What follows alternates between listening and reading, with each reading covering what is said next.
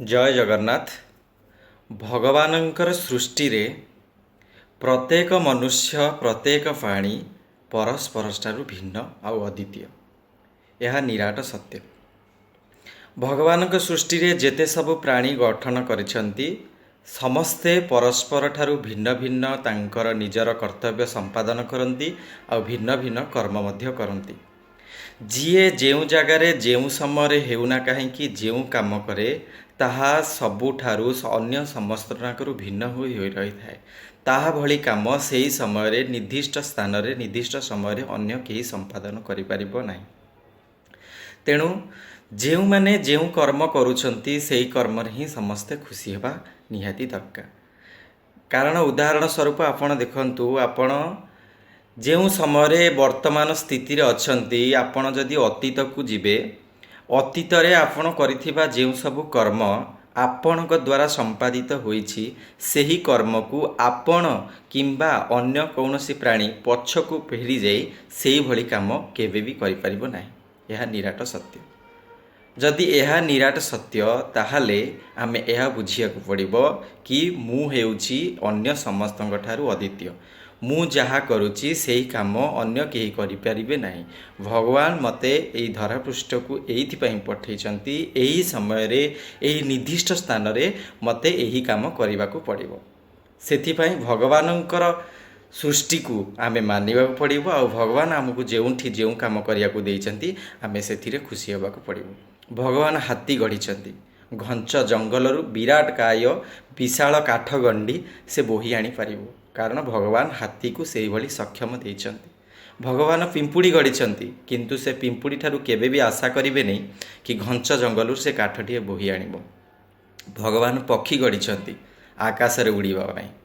भगवान केबे भी हाथी को चाहिबेनी कि से आकाश रे उड़िया पई। कारण गठन भिन्न भिन्न किंतु पक्षीटी आकाश रे उड़ी से तार कर्तव्य करुची एवं घंच जंगल रे रही हाथी मध्य से तार कर्तव्य करुची आ पिंपुड़ी क्षुद्र हेले मध्य से तार कर्तव्य करुची।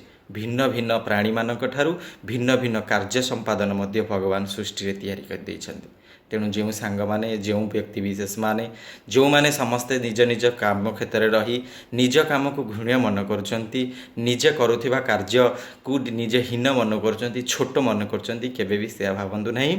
बरम यह सकारात्मक चिंताधारा रे भावंतु मु जेते जेउ समय जेउ काम करुची ता भगवानंकर विचार रे मो पई आगरु निर्धारित होई रहिछि एवं मु सेही काम करुची आ सेही काम मु एमिति काम करी जोठी की अन्य समस्त भिन्न हेबी। जदि आपण गोटे छोट काम करुचंती किंबा बड़ काम करुचंती जेतेले छोट काम करुचंती बोली निजे भाबुचंती कि मु एठी नथिले भल होंता। आपण जदि सेठी नथांते ताहले आउ किए भी रही थांता। एई दृष्टि कौन भाविले आपण निजे जो कामटा करुचंती छोट काम करुचंती अन्य कौनसी लोक को से काम रे लगाया पे चाहउती ताहा माने आपणक चिंताधारा रे अन्य कौनसी लोक भी गोटे एई काम करू।